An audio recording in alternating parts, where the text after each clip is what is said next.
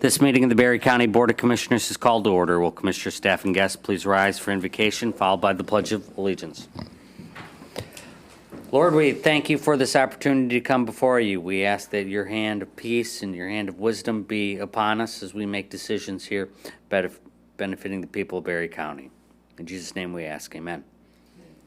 I pledge allegiance to the flag of the United States of America and to the republic for which it stands, one nation, under God, indivisible, with liberty and justice for all. For the purposes of attendance, the clerk will call the roll. Campbell. Here. Connor. Here. Geiger. Here. Getty. Here.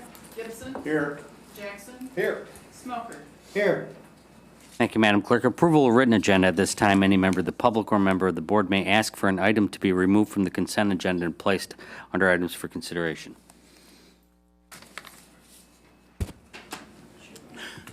Mr. Chair, I would like to remove item E and move it down to item for consideration. It is a proper request. The item will be moved to item F under items for consideration. Are there additional requests? Hearing no additional requests and without objection, the agenda is approved as written. Reports from state and county officers. Does any state or county officer have a report to share with the board? Good morning. Good morning, Undersheriff. Would everybody like a copy or no? You don't have to, I'm just asking. I would like a copy. I would too. Okay. It's easier to follow. Thank you.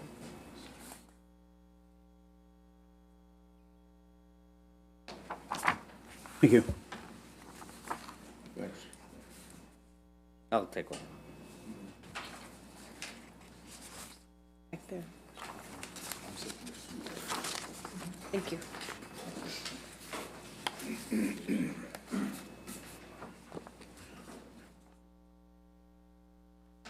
We'll start with the Berry County Correctional Facility, July 2022 stats.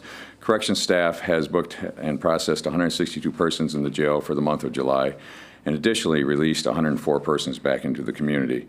The daily average inmate population was 53 persons. Staff has transported 25 inmates to and from various locations to include court, medical facilities, and other counties. In addition, have administered 75 weekend drug screen to probationers and have fingerprinted 90 persons at the front counter. Kitchen staff has prepared to serve 5,115 meals for our inmate population at the cost of $2.45. Back in 2017, we served 8,725 at $1.37 per meal. The booking for 2022 was 162 versus 278 in 17. Releases 104, 197.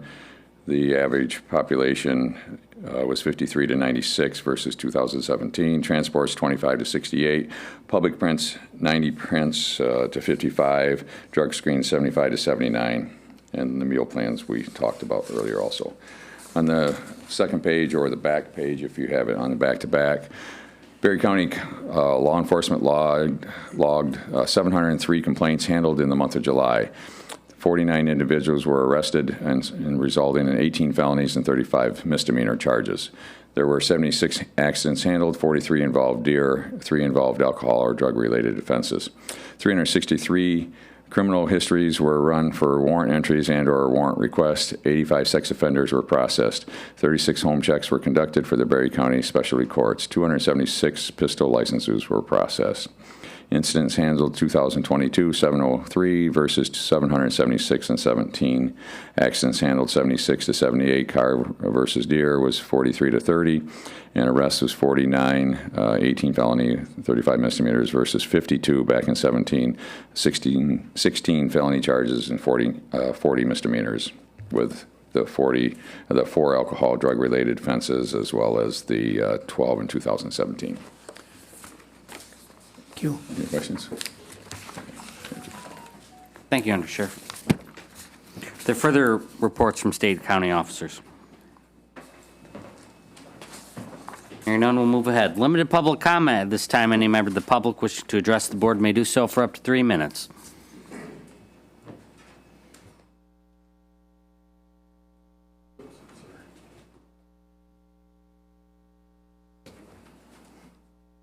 Do I need to do anything with this? Press a button or? Nope, you're good. You need to Okay. state your name. My name is Agni, first name Scott. I am from Jackson, Michigan. I want to thank the Berry County Board of Commissioners for the opportunity to speak.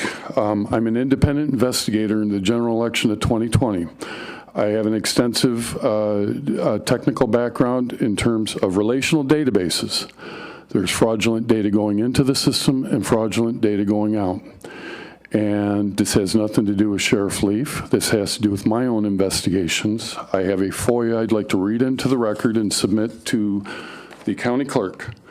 Per the Freedom of Information Act 442 of 1976, Michigan compiled law, I am requesting a copy of the raw data files contained on the Verity Drive cards for all voting precincts to Berry County for the primary election concluding August 2nd, 2022.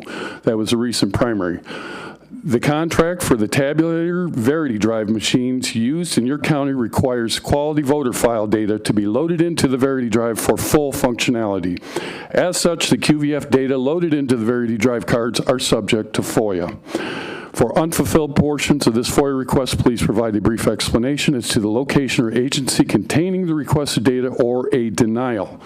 Notify me of any charge for physical copies. Please contact me by phone or email when FOIA request has been completed or with questions. I would be more than happy to go to any grand jury in this state or in this country. And I tell you what, Pam Palmer will never admit to it. I will be more than happy to do a presentation to show you how fraudulent data is going in and out. And it's based on contract, because if she denies it, she denies the contract and it voids a contract. And I tell you what, I'm disgusted by what has happened to this country and local politicians, state and federal politicians ignoring investigations. Again, this has nothing to do with Sheriff Leaf. This has to do with the rule of law. Pam Palmer's violating it, Julie Pratt is violating it, and so is Fräulein Dana Nessel and Fräulein Jocelyn Benson in Lansing. Thank you very much for the opportunity. I will become your enemy number one, not Darleaf. I will. Tell Julie Pratt the same thing. Who do I submit this to? Give it to me. Is there further public comment? Hearing none, we'll move ahead. Various correspondence. Does any commissioner have any correspondence to share with the board? Consent items, Commissioner Getty. Mr. Chair, I move for the approval of the July 26, 2022 Board of Commissioner meeting minutes, approval of the August 2nd, 2022 Committee of the Whole meeting minutes, approval of the 2022-2023 Child Care Fund Plan and Budget, and authorize the chair to sign. Approval to spend approximately $40,000 from the airport fund for engineering pre-construction for the terminal planning project as approved by the Airport Commission in accordance with the Airport Commission Joint Operating Agreement. Is there support? Second. Motion by Getty, supported by Gibson, to approve the remaining items listed under the consent agenda. Discussion is not allowed and a roll call vote is required. All those in favor will vote aye. Those opposed will vote nay. The clerk will call the roll. Campbell. Aye. Connor. Aye. Getty. Aye. Gibson. Aye. Jackson. Aye. Smoker. Aye. Geiger. Aye. The consent agenda is approved. Presentations, Dr. Joyce DeYoung. Good morning, Dr. DeYoung. Good morning, thank you. I'm the medical examiner. I think I've met all of you, right? Some of you have even visited. So at the office. So I do typically kind of give a quick brief overview about what the medical examiner's office does, just for anybody who might have an interest. That everyone always thinks of it as just the autopsies, but we actually are fairly active with the. We are not. Not every death in the county is reported to us, but when a death is reported, we have to make a report, and we send an investigator to those deaths. So not every death that is reported to us and investigated requires an autopsy. So we have investigations going on. We have to have investigators in the county 24/7, 365 to respond to these. Just a certain number of deaths are reported, but a decision is made with each investigation whether we need to do a postmortem examination of some type or if it can be released directly to the funeral home. And that's handled primarily by the investigator on scene and the on-call medical examiner. There are There are now 6 of us. By the end of this month, there will be 7 of us, 7 forensic pathologists who serve as either the medical examiner or one of the deputies. We then will transport in for autopsy if needed. The other piece that we do is that if a death certificate is needed, even if somebody is released directly to the funeral home, it looks clearly natural, but maybe their primary care doctor says, well, I haven't seen him in a year, we'll gather information and handle the death certificate for that as well. This in 2021, which is kind of the report we're doing right now, and early into 2022, we really went through the great resignation in our office. We had 6 forensic pathologists. We dropped to 3. It was very busy, and as you know, I mean, we cover 13 counties, plus we do autopsies for Elkhart and St. Joe, Indiana. That with our 13 counties, you can't, it's not like the pediatrician where you can schedule someone to come in a week from now. They all just show up every single day. So it was a busy year for the 3 of us who were remaining, but we did some heavy recruiting, and we were back to fully staffed by the end of this month.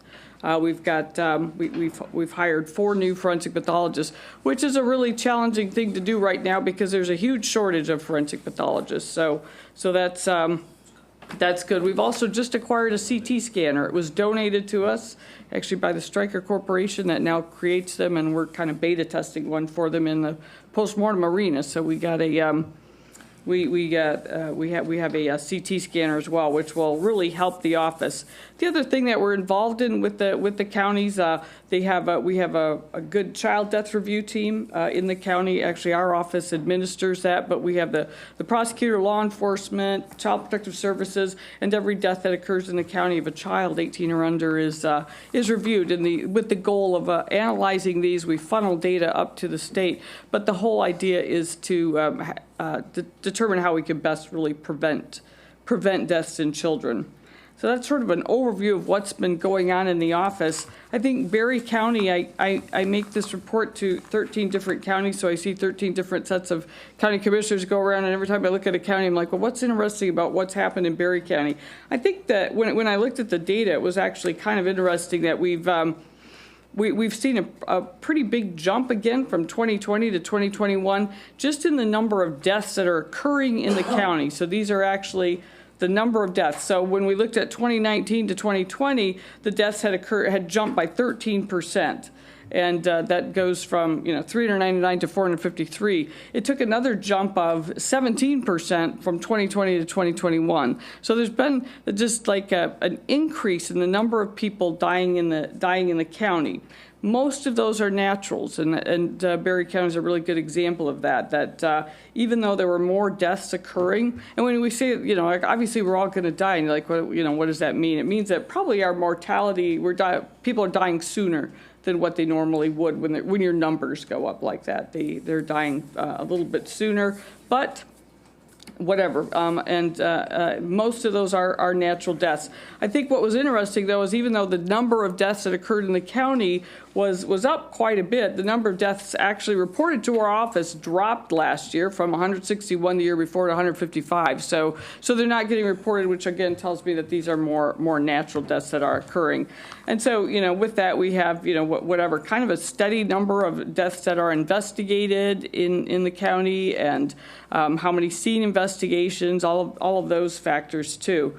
So I think it's kind of, it was sort of steady as we go with what's happening in Berry County, with an increase in natural deaths. Actually, accidental deaths and drug-related deaths fell in Berry County, which was very different from the other counties. We went from 30 accidental deaths, and when we talk about the accidental deaths, those are traffics, drug-related, drownings, people that fall and die from their fall, fires, those types of things. They dropped from 30. They were 27 in 2019, 30 in 2020, and only down to 18 in 2021. Which was, actually is I think a really good thing. We're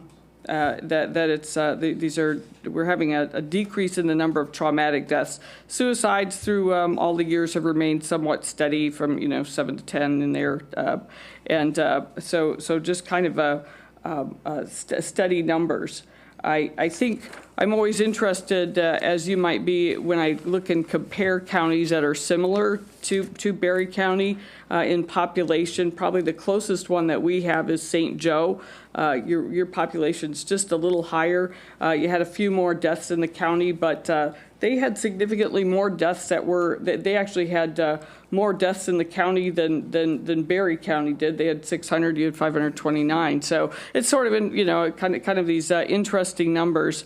The other thing that I think is interesting is that the number of postmortem exams, so how many times we had to do an autopsy and the deaths that reported to us, was really quite low in this county. And in fact, you were third of all of our counties as far as the percentage that go to a postmortem exam. That was you're just behind Grand Traverse and Leelanau. So those are nice counties to kind of. But anyway, but so everything is going well. We're back up to being fully staffed. We don't have any. I'm hoping to maintain that staffing and keep serving your community members. I know some of you have visited our facility. I always offer that to the county commissioners. If you ever want to come to Kalamazoo and get a tour, or if you've been there once and want to see it again, feel free to reach out and we can make that happen. So it's sometimes good to see what's happening. Are there any questions about the medical examiner's office or the annual report? Thank you, Dr. Young. Are there any questions from commissioners? You. Commissioner Connor? Well, Commissioner Getty. No. We'll go with Catherine first and then Vivian. Did Vivian have a question? Okay. The total referrals for the Gift of Life, that seems to be going up. Are those those people that have chosen to Right. to donate their bodies for the medical examiner's office? For Gift of Life, nope, they don't donate it that way. That's although the medical school does have a body donor program, it is completely separate from the medical examiner's office, and there's never, unless somebody, to be accepted in that way, they have to prearrange while the person's still alive. Even sometimes we'll get a call from a family about somebody who recently died and they want to donate, but we ask that while the person is alive, they make that arrangement, so we're really comfortable that that's where they want it to be. But the Gift of Life, that would be, so the referrals for that are actually deaths that occur outside of a healthcare facility, and where they can take things like, they'll take the heart for the valves, they can use the heart valves in those, they can use other tissues, like sometimes they'll use the skin in burn victims, they'll use other long bone parts for people that need, maybe they have a tumor in their bone, in a leg bone or something, they're taking a section out and they'll replace it with another, so it's that type. It's the type of donations that it can occur after the heart has stopped beating, and it's a very narrow window. But we have a pretty slick system set up that is with our online database. As soon as information is inputted, it automatically transfers to Gift of Life, and then we work with Gift of Life to make sure that the timing of the exams and everything can happen. So that's what those are, and some of them as well are cornea donations, which occur after death. So. Thank you. Gift of sight, as they call it. How All did you right. become a medical examiner? What's that? How did you become a medical examiner? How? Does one go to, grow up wanting to be a medical examiner? No, well, some people do. That seems wrong, doesn't it? But no, I was going to be a physician. I first was going to medical school actually, but I started out as an autopsy assistant when I was in high school yet. Now we don't let high school kids in the morgue, but I was working at Metro Health and in high school way back then, and I feel like I didn't go very far. I'm still in the morgue, but just got an interest in medicine and followed my path. Yeah. Well, Yep. Thank you for your Thank leadership. Any other questions? Just one. Dave? 13 counties is pretty expansive, so you see a lot of data. The report is very thorough, so I like seeing the different things in there. Are you seeing trends in those 13 counties that you're not seeing in Berry County? Is there something out there that could be coming our way we should be aware of? No, if I'm seeing anything in the other counties, I mean, Berry was a little bit of an anomaly with the number of deaths being up, because the others are starting to slow, and I think will start coming back down. Osceola was one of the few counties that actually saw a drop in the number of deaths in the county. So I'm kind of hoping that that's the trend. What's not happening in Berry, we're seeing so many opioid-related deaths in the other counties, and we're, not seeing as much of that in Berry County. I'm not sure why in the demographics. I mean, Calhoun County is the number one in the state is per capita for drug-related deaths. So it's kind of, if the numbers of the total deaths would come down, I think Berry's sort of a trendsetter with that as far as being, better, safer. Okay, interesting. I noticed that methamphetamines, fentanyl are listed on the report in several cases like that. So that's good that we're not seeing those trends here. Right. At least not as an upward spike as I've seen in some other counties, at least in reading through the report, so that's good. Exactly. But are you seeing spikes in other counties with meth and fentanyl as well? Or is it Yes. just kind of plateaued? No, they're still spiking, especially the bigger counties, Calhoun, Kalamazoo, Berrien, Muskegon, those are still those are spiking. And not quite, we've seen the big surge and they're maintaining and they're going up slightly. But it just boggles my mind that it continues like this. Yeah. Maybe we need to get more Quincy reruns out there so people should. can actually see what's going on to help you recruit That's more right. of those That's right, 'cause pathologists going that would- forward. So I know. you date yourself when you say that, but I know the show. All right. Thank you. you so much. All right, Take we care. do have a question from the audience. Oh, Bob? I'm sorry. I have my driver's license, I've indicated donor.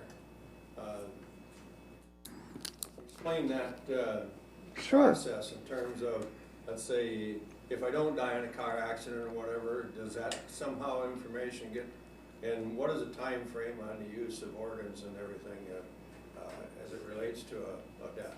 Yeah, so if you have the heart on your, if you have that donor designation on your driver's license, that is noted, and we immediately, once we're notified of the death, as soon as we get information into our database, we transfer it to Gift of Life, and they're the ones that have the real database for that. They'll contact us and say, this person is a registered donor, and with that, there is a time limit. It depends on what it is. Now, if it's an organ donation, like you're actually going to put your beating heart into another person, for example, that death has to occur in a hospital.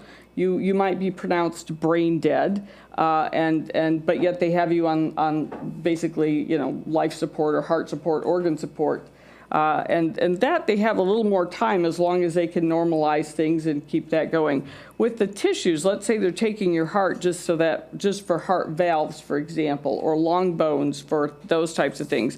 That has to be done within 24 hours.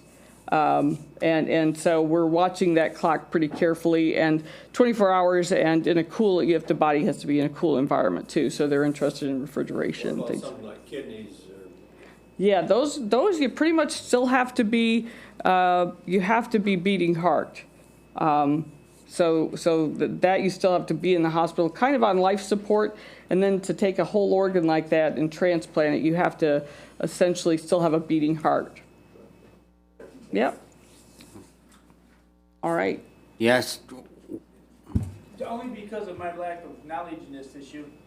If a resident of Berry County is like, say, a snowbird and they die in Florida, is that still counted as a death because it's a Berry County resident, or where they died? Well, it is, the clerk's going to get notification of the number of residents that die wherever they die. We're looking for the number of, let's say that person comes, they live in Florida and they come here for the summer and they die here, but that's their real residence. That would be counted as a Berry County death. So it's which deaths occur in this county. Okay, Yep. I was just curious about Yeah. No, it's a good question. all right, thank you, Dr. Dean. All right, thank you. Without objection, the board will now recess to convene a public hearing on CDBG Emergency Program Income Guidelines. Hearing no objection, the public hearing is now open. Is anyone here to speak for the proposal? Is anyone here to speak for the proposal? Is anyone here to speak for the proposal? Let the record reflect that no individual is here to speak for the proposal. Is anyone here to speak against the proposal? Is anyone here? please come to the microphone and state your name. I guess I have Gary White. I got questions on it. This isn't the first year it's been done, correct? This is just taking public comment. I can't answer your questions. So it's hard to have a public hearing without information. Getting back to you. How many townships have participated in it, and what is the process to get these grants to the people? So you can't take no questions, but you can't give give no answers. And there's nobody here to give, it's just sort of confusing at this point in time. I'd like to know if Castleton's been involved in it, Nashville's been involved in it in the past, and how they're going to present the program to the residents of the county. So I'm not necessarily speaking for or against it, I just need information. That's what I thought a public hearing is for. Thank you. Thank you. Is there anyone here to speak against the proposal? Is anyone here to speak in a neutral stance for the proposal? Let the record reflect that no other individuals wish to speak. And without objection, the public hearing will now close. Hearing no objection, the public hearing is closed. Items for consideration. Chair, I move for the approval of prepaid invoices in the amount of $4,139,873.72. Can you turn on your microphone? Second. Motion by Smelker, supported by Gibson, for the approval of transfers and disbursements, approval of prepaid invoices in the amount of $4,139,873.72. Is there discussion? Hearing none, the clerk call the roll. Okay, that's fine. That's fine with me. Okay. Connor. Yes. Getty. Aye. Gibson. Aye. Jackson. Aye. Smelter. Aye. Campbell. Aye. Geiger. Aye. The item is approved. I move for approval of claims in the amount of $52,520.48. Second, Gibson. Motion by Smelker, supported by Gibson, for the approval of claims in the amount of $52,520.48. Is there discussion? Hearing none, the clerk call the roll. Getty. Aye. Aye. Jackson. Aye. Smelter. Aye. Campbell. Aye. Connor. Aye. Geiger. Aye. The item is approved.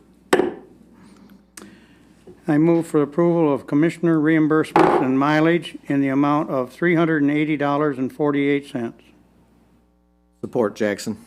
Motion by Smelker, supported by Jackson, for the approval of commissioner reimbursements mileage in the amount of $380.48. Is there discussion? Hearing none, the clerk will call the roll. Gibson. Aye. Jackson. Aye. Smelter. Aye. Campbell. Aye. Connor. Aye. Getty. Aye. Geiger. Aye. The item is approved. I move for the approval of the CDBG Program Income Emergency Repair Program and Guidelines. Is there support? Support Jackson. Motion by Smelker, supported by Jackson, for the approval of the CDBG Program Income Emergency Repair Program and Guidelines. Is there discussion? Yes. Is Marilyn here?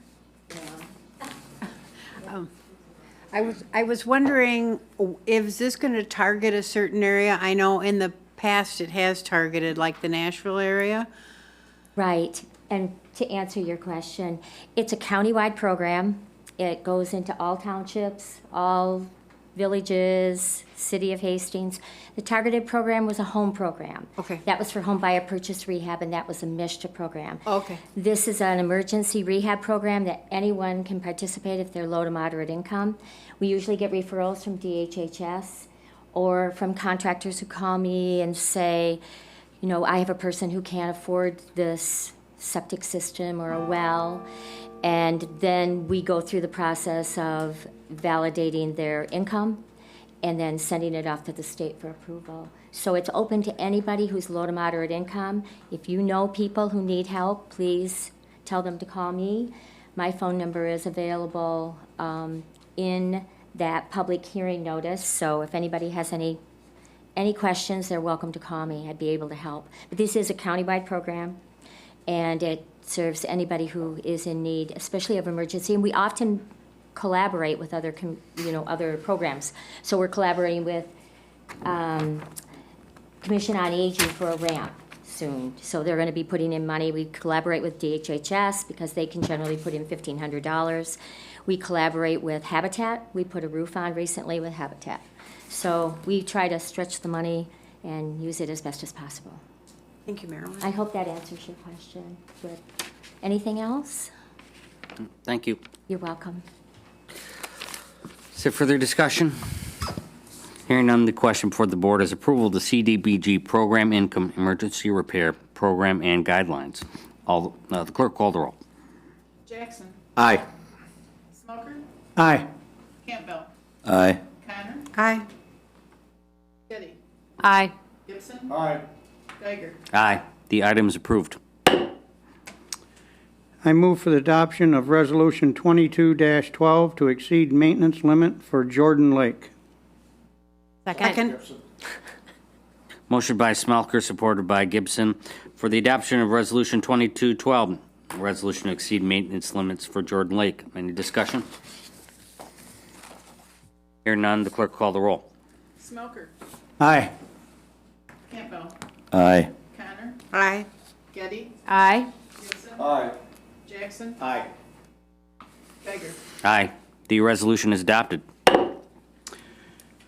Mr. Chair, I move for the approval to purchase a 2023 Chevy Silverado 6500 HD for the amount of $78,042.58 with funds to be paid from the vehicle fund. Is there support? Support, Jackson.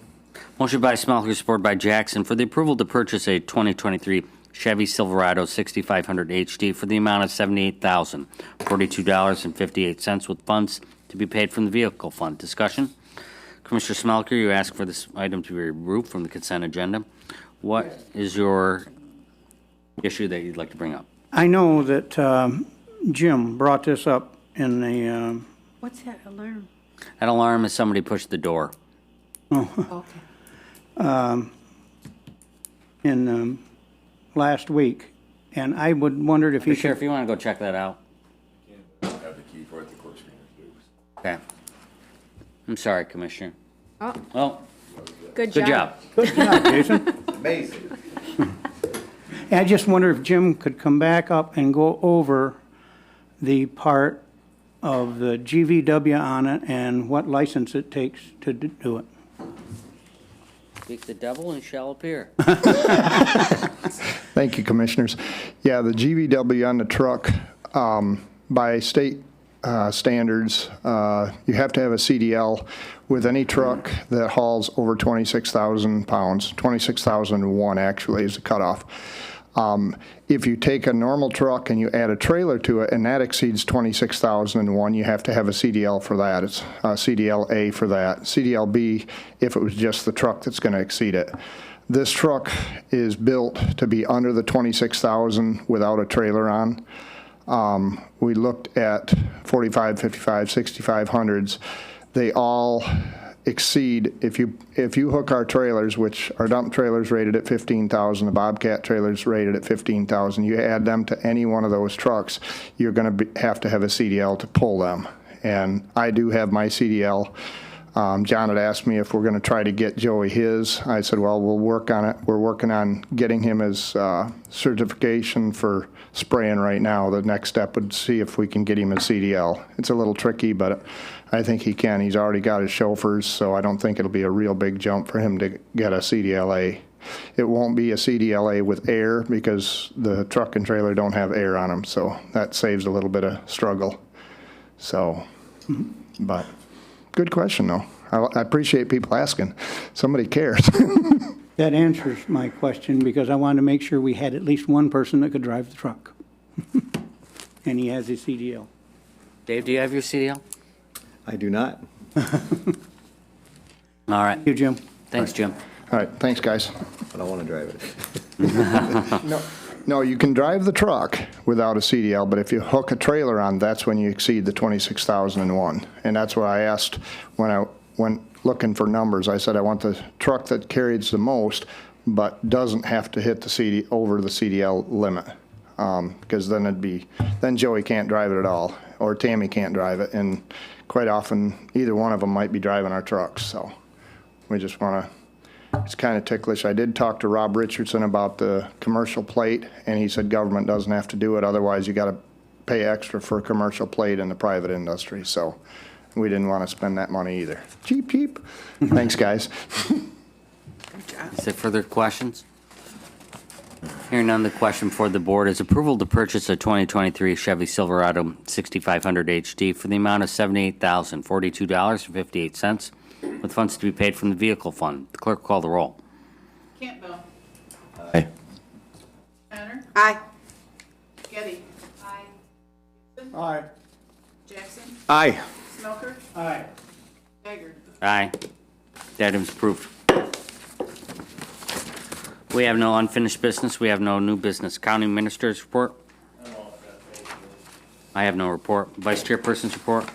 I just have a couple of things. I attended since the last Board of Commissioners meeting was the airport board, but we've already covered that with the $40,000 that we approved for the engineering study. Gun Lake Improvement Board, we did approve another treatment of algae and invasive species in some of the channels. We still not have had to treat the lake proper this year.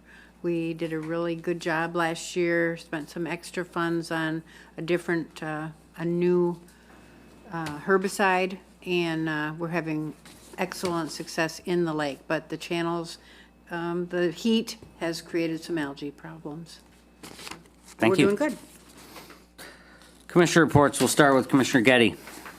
I attended Village of Middleville meeting. They're working on their capital improvement plan. Priorities include repairs on the trail bridges and other park projects, some equipment and road repairs and replacement. They're working to acquire some new property for a new well, and making an addition on the DPW building to add indoor and outdoor storage to replace the old fire barn that they've been using and is now being sold for a coffee shop in Middleville. They're moving forward with their manager search. They are reviewing candidates. They'll be setting up interviews. If everything goes well, they'll be hiring a new manager in October or early November. I attended Thornapple Township meeting last night. They're working on some cemetery road repairs. They're going to be considering some American Rescue Plan Act funding priorities. And then probably the most significant change is they approved a new pay scale structure for our firefighters and EMT and paramedics, and that's in hopes of being able to attract and retain quality employees in TTES. As we know, because we've heard several times, there's a shortage throughout the country, and in the Thornapple Emergency Services Department. So we're very hopeful, and it received overwhelming support from the township trustees as well as the fire department and from our new fire chief. Thank you, Catherine. Commissioner Smelker. I attended Carlton and the Village of Freeport. Missed Thornapple, but Catherine took care of that. And I just want to thank Thornapple for what they're doing on the emergency services, because we definitely need the help with ambulances in Berry County. Thank you. Thank you. Commissioner Gibson. I'm all set. I'm starting my cycle tonight. I'll be at Hastings Township at 6:30. Doesn't the meeting start at 7? They changed it to 6:30. Okay. Commissioner Jackson. Just getting started. Was at Hope Township last night, Berry's tonight. I think you're doing Rutland on Wednesday. Wednesday. So, and also Economic Development in Brownfield will be Wednesday as well. So, thank you. Great. Commissioner Campbell. Thank you. I attended the Thornapple Manor and Department of Human Services. There's going to be a retirement party for Don Haney and also the official opening of Harvest Point from 1 to 3 o'clock, and I did not put down the date. Does anybody know that one? It will be publicized. Becky DeHaan will be replacing Don. I also attended Assyria and Maple Grove Township meetings. Tonight I'll visit Baltimore, and tomorrow I'll be at Johnstown. Also, just a side note, this Saturday I'll visit Commissioner Jackson's district as Founders Weekend is taking place in Delton. I'm providing horse wagon rides between 11 and 5 o'clock. Staging area will be at Ken's Sports Shop. I'd love to see anybody there. All right, thank you, Commissioner. Limited public comment at this time. Any member of the public wishing to address the board may do so for up to 3 minutes.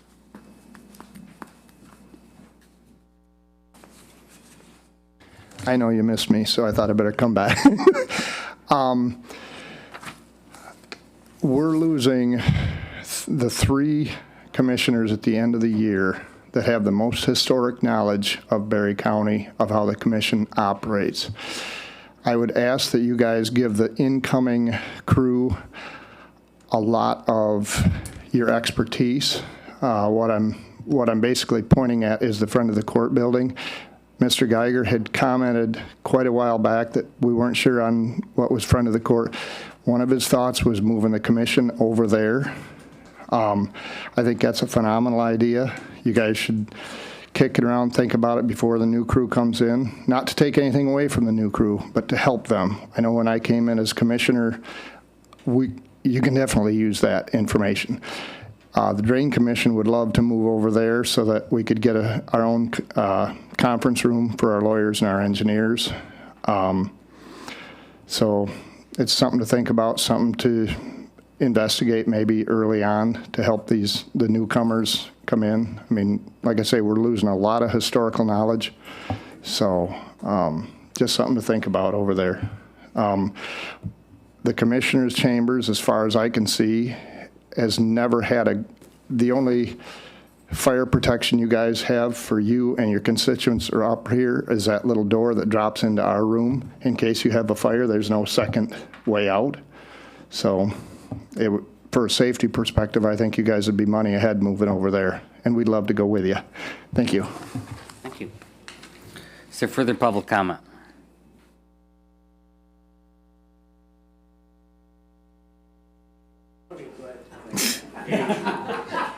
Age before youth, right? That's right. Mileage, too. Larry Bass, Carlton Township. I really have no problem offending people in this meeting. Some people may be offended. But I'd like to give a big shout out to the county clerk, all the township clerks, the precinct clerks, for running a smooth election. It's too often we stand up here and we criticize county officials, but I would like to give my thanks to everybody involved with the last election. Thank you very much. Thank you.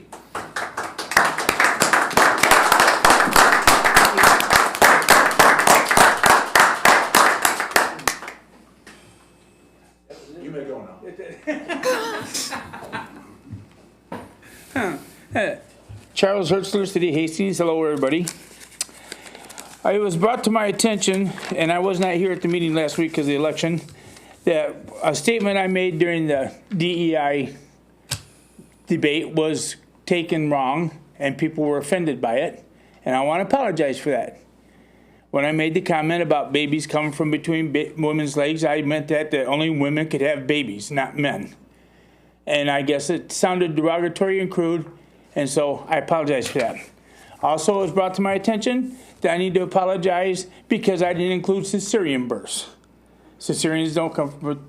So anyways, the bottom line is babies come from women, period. Thank you. Okay? So I know that God, our supreme creator, made male and female in all species, plants, animals, humans, everything else, and gave them their specific roles. And I, for one, am very grateful for that. Thank you. Thank you. Is there further public comment?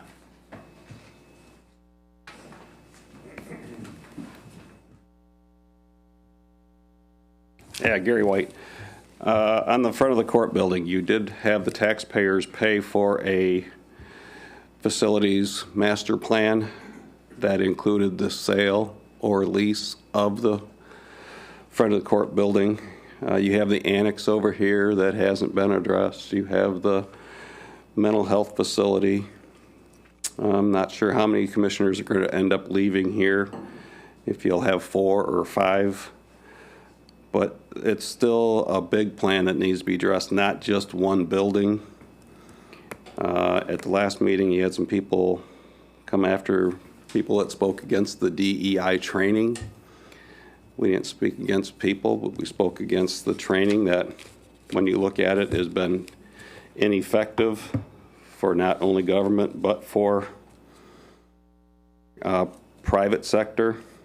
It only took 1 week for the Carewell Services to say, oh, we'll train your COA personnel with DEI training. Once again, it's an ineffective training. When I moved to Berry County 34 years ago, didn't even know Nashville existed. I lived in Charlotte. May have been out to Berry County fishing once or twice.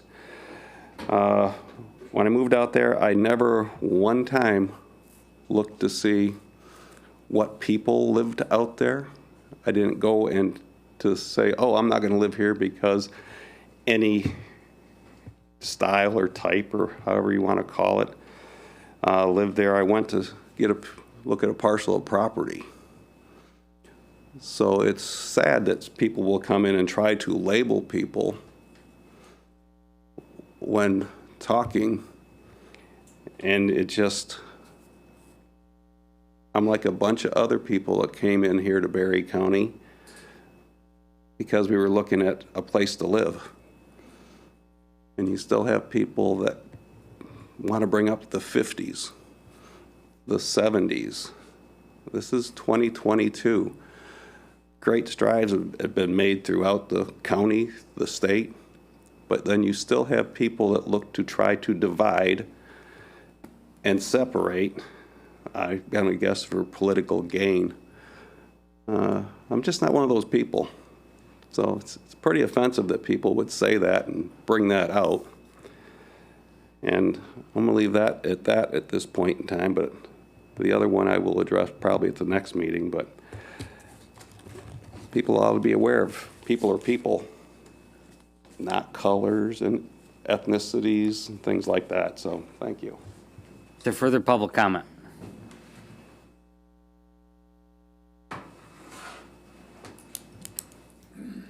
Thank you, Mr. Chairman. Good morning. Good morning, Commissioners. I'm Mike Snyder, and I live here in the city of Hastings. I guess what has bothered me in the last few months is what's on your agenda, and you got actually 4 major projects that you haven't ever mentioned. One, of course, is across the street. Commissioner Jackson did mention about the parking. But the parking is going to depend a lot upon what you put into that building across the street, and I hear nothing from any of the commissioners about that. Second project is the jail project. That is a big project.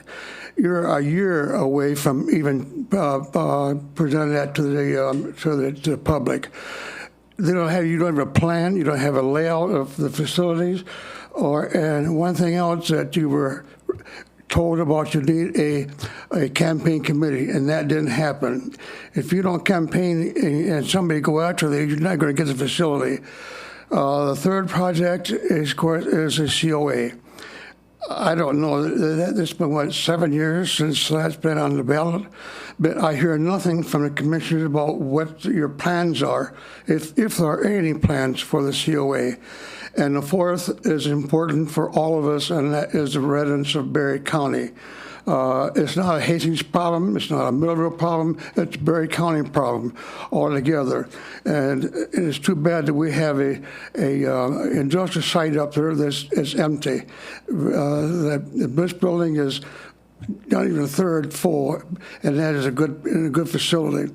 We lost I think we're losing a good company out of Germany, to Schuler, and they're a big company, and they were up there. And if you treat them right, and if you communicate with them, they'll add and put into the community. but I see nobody up there talking with Schuler. What can we do for you? How can we help you to stay here in Berry County instead of going to Grand Rapids and building a new plant? In doing so, they took a lot of work out of Bliss up there, which is ammunition equipment, which has been Bliss's pride and joy since 1934 or in that era. They were also responsible for all the ammunition for the British and also for the U.S. at one time, and now they're gone. You know, there's a lot that can be done that's not being done, and I just like to see us get on these major projects instead of listening to and getting lectured by the First Amendment and all this kind of stuff. Thank you very much. Thank you. Is there further public comment?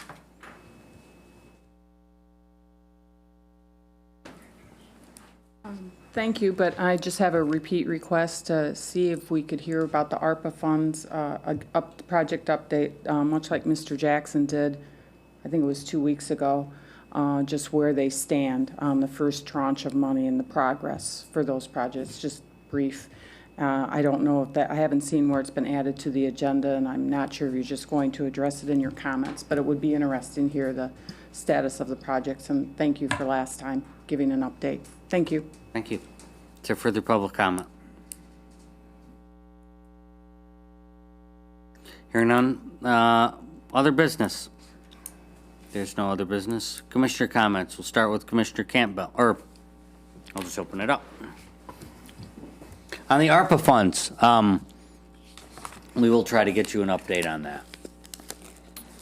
that. Status of the I did sign all the contracts, so the agreements have been entered into. It was my intention to have a discussion in the next month about what to do with the rest of the remaining $6 million, how that will be spent, and where it will be allocated. And Ben, to follow up on that, I had a conversation last week with Michael to send an email out to the ARPA recipients and request a paragraph summary of what's happening with the project so we could fulfill that request in the near future. So great. So hopefully in the next couple of weeks, we'll see where that goes. And just to piggyback on Bruce, Delton Founders Weekend is this weekend. And if you haven't got a chance to get a ride on his horses, you're missing a lifetime experience. So be sure you come down there. Cow Plop tickets are still available. The winner last year received over $4,000. So it's an event worth attending. So, and to answer some of the questions that we hear about county facilities, we had talked about this in commissioner comments as far as potentially taking the ad hoc board and expanding their role to evaluate county facilities and be able to look at those and make some decisions moving forward with buy, sell, who's going to be where, whatever the case is. So we will be addressing those shortly. So probably the first cow in September would be my guess. Thank you. Anything else? I don't have anything, just Catherine does. go ahead. No, finish. You're good. I was just going to ask who won the cow plop last year. I don't remember. Wasn't me last year, so Wasn't 3 or it? 4 years ago. Oh. I was able to get the date and time for Don Haney's retirement. So it is August 26th from 1 to 3. And when is the grand opening? I don't think they have a date for that. Same day. I think His same day. retirement from 1 to 3 is also going to be the official harvest point. But I don't think it won't be open. I heard aren't there delays? Yeah. So They're calling it the official. the official grand opening, that's not actually an opening. It's too bad. Anything else? Hearing none, we've reached the end of our agenda, and without objection, the board will now adjourn. Board is adjourned.